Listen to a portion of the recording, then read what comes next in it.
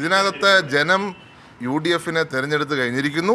ഇത് LDF സർക്കാരിനെതിരെയുള്ള വിധിയെഴുത്തായി ഈ തെരഞ്ഞെടുപ്പ് ഫലം കാണും. യാതൊരു സംശയവും വേണ്ട.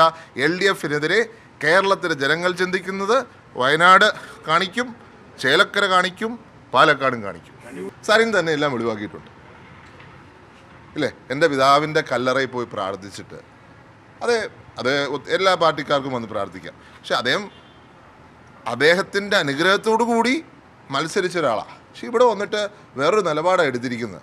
അത് അംഗീകരിക്കാൻ പറ്റുന്നൊരു കാര്യമല്ല. കോൺഗ്രസ് പാർട്ടിയാണ് എൻ്റെ പിതാവിൻ്റെ പാത. ആ പാത വിട്ട് ആർക്ക് വേണേൽ പോകാം. പക്ഷെ അദ്ദേഹത്തിൻ്റെ അനുഗ്രഹം ഉണ്ടെന്നും ആശീർവാദം ഉണ്ടെന്നും പിന്നെ ക്ലെയിം ചെയ്യാൻ പാടില്ല എന്നേ ഉള്ളൂ. നമസ്കാരം. ചാണ്ടി ഉമ്മൻ കഴിഞ്ഞ പുതുപ്പള്ളി തെരഞ്ഞെടുപ്പോടുകൂടി ചരിത്രം സൃഷ്ടിച്ച വിജയം നേടിയിട്ടുള്ള ആളാണ് ചാണ്ടി ഉമ്മൻ. സാക്ഷാൽ ഉമ്മൻചാണ്ടിയുടെ മകനാണ് ചാണ്ടി ഉമ്മൻ. അദ്ദേഹം ഇത്തവണ പാലക്കാട് ഇലക്ഷന് ചേലക്കര ഇലക്ഷനും വേണ്ടത്ര രൂപത്തിൽ പ്രചരണത്തിനെത്തിയില്ല എന്നുള്ള വലിയ ആരോപണമുണ്ടായി. എന്നാൽ അതിന് അദ്ദേഹം പറഞ്ഞ മറുപടിയാണ് നമ്മുടെ മനസ്സിൽ തറയ്ക്കുന്നതാണ്. തൻ്റെ പിതാവ് ഉമ്മൻചാണ്ടി അസുഖമായി കിടന്നപ്പോൾ ഭാരത് ജോഡോ യാത്രയോടൊപ്പം സഞ്ചരിച്ചുകൊണ്ട് രാഹുൽ ഗാന്ധി പിതാവിൻ്റെ ചികിത്സാ റിപ്പോർട്ട് ചോദിച്ചു വാങ്ങുകയും അത് അപ്പോൾ തന്നെ രാഹുൽ ഗാന്ധി പ്രിയങ്ക ഗാന്ധിക്ക് ഏൽപ്പിക്കുകയും തുടർന്ന് അദ്ദേഹത്തിൻ്റെ എല്ലാ ചെലവുകളും എടുത്തുകൊണ്ട് ജർമ്മനിയിലേക്ക് ചികിത്സയ്ക്ക് അയക്കുകയും ചെയ്തിട്ടുള്ള നേതാവാണ്. അതുകൊണ്ട് തന്നെ ആ രണ്ട് പേർക്ക് വേണ്ടിയിട്ട് എൻ്റെ ജീവിതം കടപ്പെട്ടതാണ്, സമർപ്പിക്കേണ്ടതാണ്. വയനാട്ടിൽ പ്രിയങ്ക ഗാന്ധി മത്സരിക്കുമ്പോൾ എനിക്ക് അവിടെ പോവാതിരിക്കാൻ പറ്റില്ല. കാരണം എനിക്ക് അത്രയും കടപ്പാട് അവർക്കുണ്ട്, അവരോടുണ്ട്. എനിക്ക് അവിടെ നിന്ന് പോരാൻ ഞാൻ ആഗ്രഹിച്ചിരുന്നു. പക്ഷേ അവിടെയുള്ള പ്രവർത്തകർ എന്നെ തടഞ്ഞു വെച്ചു എന്നുള്ളതാണ് ഇന്ന് ചാണ്ടി ഉമ്മൻ പാലക്കാട് വെച്ച് നടത്തിയ പത്രസമ്മേളനത്തിൽ പറഞ്ഞിട്ടുള്ളത്. അതായത് അദ്ദേഹം എത്രമാത്രം രാജീവ് ഗാന്ധിയോട് ഇഷ്ടമാണെന്നും അവരുടെ മക്കളോട് ഇഷ്ടമാണെന്നും എന്ന് ഹൃദയസ്പർശിയായി പറയുകയാണ്. അതോടൊപ്പം തന്നെ മറ്റൊരു കാര്യം പറയുകയുണ്ടായി. പി സരീൻ അദ്ദേഹം ഉമ്മൻചാണ്ടിയുടെ കല്ലറയിൽ പോയി പ്രാർത്ഥിച്ച ആളാണ്, അനുഗ്രഹം വാങ്ങിയ ആളാണ്. പക്ഷേ അനുഗ്രഹം വാങ്ങിയത് CPM-നെതിരെ പോരാടാൻ വേണ്ടിയിട്ടാണ്. അങ്ങനെയുള്ള ആൾ പിന്നെ ഒരൊറ്റ ദിവസം കൊണ്ട് മറുകണ്ഠം ചാടി അദ്ദേഹത്തിന് ഉമ്മൻചാണ്ടിയുടെ അനുഗ്രഹം ഉണ്ടാവില്ല എന്നുകൂടി അദ്ദേഹം പറയുകയുണ്ടായി. ഇന്ന് നടത്തിയ പത്രസമ്മേളനം നമുക്ക് പൂർണ്ണമായി കേൾക്കാം. ചെറിയൊരു ഭാഗമാണ് മുന്നിൽ കൊടുത്തിട്ടുള്ളത്. കേൾക്കേണ്ട ഒരു പത്രസമ്മേളനം തന്നെയാണ് ചാണ്ടി ഉമ്മൻ്റേത്.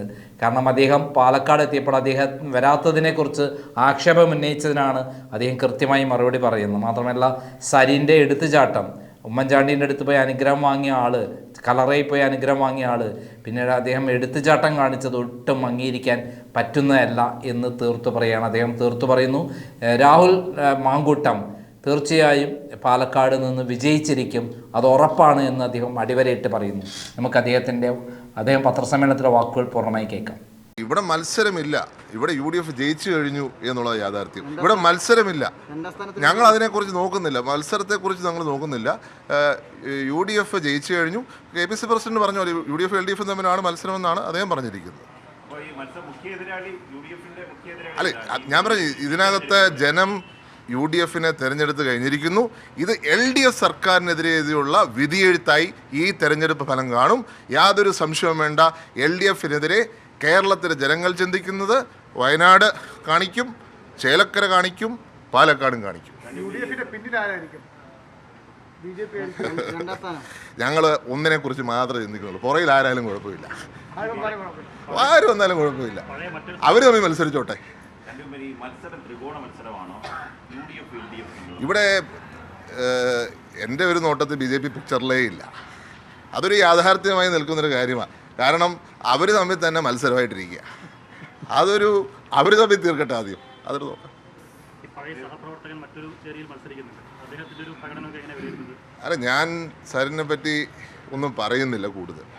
സരിൻ തന്നെ എല്ലാം ഒഴിവാക്കിയിട്ടുണ്ട് ഇല്ലേ? എൻ്റെ പിതാവിൻ്റെ കല്ലറയിൽ പോയി പ്രാർത്ഥിച്ചിട്ട് അത് എല്ലാ പാർട്ടിക്കാർക്കും വന്ന് പ്രാർത്ഥിക്കാം. പക്ഷെ അദ്ദേഹത്തിൻ്റെ അനുഗ്രഹത്തോടു കൂടി മത്സരിച്ച ഒരാളാണ്. പക്ഷെ ഇവിടെ വന്നിട്ട് വേറൊരു നിലപാടാണ് എടുത്തിരിക്കുന്നത്. അത് അംഗീകരിക്കാൻ പറ്റുന്നൊരു കാര്യമല്ല. കോൺഗ്രസ് പാർട്ടിയാണ് എൻ്റെ പിതാവിൻ്റെ പാത. ആ പാത വിട്ട് ആർക്ക് വേണേൽ പോകാം. പക്ഷെ അദ്ദേഹത്തിൻ്റെ അനുഗ്രഹം ഉണ്ടെന്നും ആശീർവാദം ഉണ്ടെന്നും പിന്നെ ക്ലെയിം ചെയ്യാൻ പാടില്ല എന്നേ ഉള്ളൂ. ഒരു സംശയമില്ല, അനുഗ്രഹം ഉണ്ടാവില്ല. അല്ല, അവരുടെ പാർട്ടിയുടെ സ്ഥാനാർത്ഥി പറ്റി അവരങ്ങനെയല്ലേ പറയുള്ളൂ. പക്ഷെ അവരുടെ പാർട്ടിക്ക് തന്നെ സംശയം. അതുകൊണ്ടാണ് ചിഹ്നം പോലും ചിഹ്നം കൊടുക്കാത്തൊരു സ്ഥാനാർത്ഥിയെ അങ്ങനെ പറയാൻ പറ്റുമോ എനിക്കറിയില്ല. പറഞ്ഞോട്ടെ, കുഴപ്പമില്ല. പുള്ളി ഇന്നലെ ഒത്തിരി കാര്യങ്ങൾ പറഞ്ഞതായിട്ട് പുറത്തു വന്നിട്ടുണ്ട്. അപ്പോൾ അതിനൊന്ന് ഡിഫെൻഡ് ചെയ്യണ്ടേ എന്നൊക്കെ പറഞ്ഞു. അവസരവാദി എന്ന് പറഞ്ഞില്ലേ. അദ്ദേഹത്തിൻ്റെ കട്ടൻ ചായയും പരിപ്പ് വടയും ഓട്ടോബയോഗ്രഫി അത് പുറത്തു വന്നപ്പം DC ബുക്സിന് കൊടുത്തിരിക്കുക. അതിനകത്ത് പറഞ്ഞിരിക്കുക അവസരവാദിയാണ്. അപ്പം പിന്നെ അതിനെ എന്തെങ്കിലും പറഞ്ഞ് ന്യായീകരിക്കണ്ടേ? പറഞ്ഞിരിക്കുന്നത് മഹാഭാഗ്യം എന്നാണ്. അച്യുതാനന്ദ ഭാഷ പറഞ്ഞ മഹാഭാഗ്യം. ആ ഹായ്ക്ക് ഇച്ചിരി നീട്ട കൂടുതലുണ്ട്. അങ്ങയുടെ ഉപതെരഞ്ഞെടുപ്പിൽ പോലും വന്ന് ആ സമയത്ത് മീഡിയ സെല്ലിന്റെ ചുമതലയുള്ള ഒരാളാണ്. അപ്പോൾ ആ പാർട്ടിയോട്ട് പോകേണ്ടി വന്നു. അപ്പോൾ ഈ മതിയായ തരത്തിൽ എതിർ ശബ്ദങ്ങളെ കേൾക്കുന്നില്ല എന്നൊരു അഭിപ്രായമുണ്ട്. അങ്ങയുടെ പിതാവിന്റെ കാലത്തൊക്കെ എതിരഭിപ്രായങ്ങൾ പറയുന്നവരെ കേൾക്കുന്ന ഒരു സമീപനം നേതൃത്വത്തിനുണ്ടായിരുന്നു. ഇപ്പോൾ അതില്ല എന്നാണ് പൊതുവെ വരുന്ന പരാതി. അതൊന്നും ഇപ്പം ചർച്ച ചെയ്യേണ്ട കാര്യമില്ലല്ലോ. അത് ചർച്ചയല്ല. ഇതിവിടെ ഇലക്ഷൻ നടക്കുന്ന സമയത്ത് അതൊക്കെയാണോ ചർച്ച? ഇലക്ഷൻ നടക്കുന്ന സമയത്ത് ചർച്ച ചെയ്യേണ്ട കാര്യങ്ങൾ ഈ നാടിൻ്റെ വിഷയമാണ്. ഇവിടുത്തെ കർഷകരുടെ പ്രശ്നങ്ങളാണ്. ഇവിടുത്തെ ബുദ്ധിമുട്ട് അനുഭവിക്കുന്നവരുടെ ആളുകളുടെ പ്രശ്നങ്ങളാണ് ഇവിടെ ചർച്ചയാവുന്നത്. അത് മാത്രമേ ചർച്ചയുള്ളൂ. പാർട്ടിക്കകത്ത് കാര്യങ്ങളൊന്നും ചർച്ച ചെയ്യുന്ന സമയമല്ലാതെ അതൊക്കെ പിന്നീട് ഇലക്ഷന് ശേഷമൊക്കെ ആലോചിക്കാവുന്ന കാര്യമാണ്. അത് പറഞ്ഞിട്ട് അതിൻ്റെ പേരിൽ ഒട്ടും ജനാധിപത്യമില്ലാത്ത ഒരു പാർട്ടിയിലേക്ക് പോയിരിക്കുക.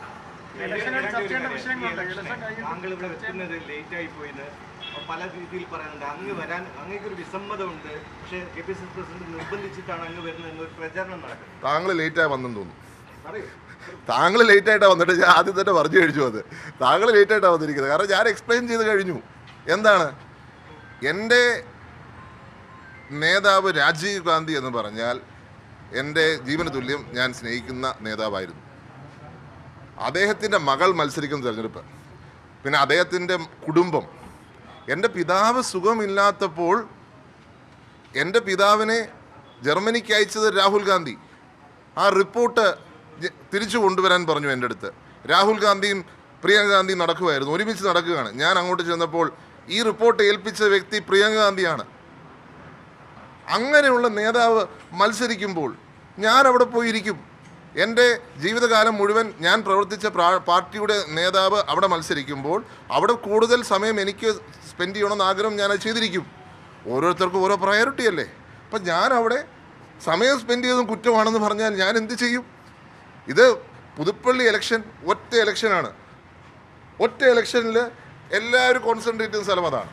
ചേലക്കര, പാലക്കാട്, വയനാട് 3 ഇലക്ഷൻ ഒരുമിച്ച് നടക്കുന്നു. തൃക്കാക്കര ഇലക്ഷനും ഒറ്റ ഇലക്ഷനായിരുന്നു.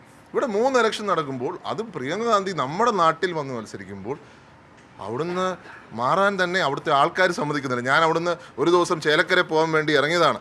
നിങ്ങൾ അന്വേഷിച്ച് നോക്കൂ. ചേലക്കര പോകാൻ ഇറങ്ങിയപ്പോൾ അവിടുത്തെ ആൾക്കാർ വിടാതെ എന്നെ പിടിച്ചു വെച്ച് അടുത്ത പരിപാടി പങ്കെടുപ്പിച്ച അവിടുത്തെ പരിപാടി മാറ്റി വെക്കേണ്ടി വന്നു. ഞാൻ അവിടെ നിങ്ങൾക്ക് എൻ്റെ ഫേസ്ബുക്കിൻ്റെ ലൈവ് എടുത്ത് നോക്കിയാൽ അറിയാം.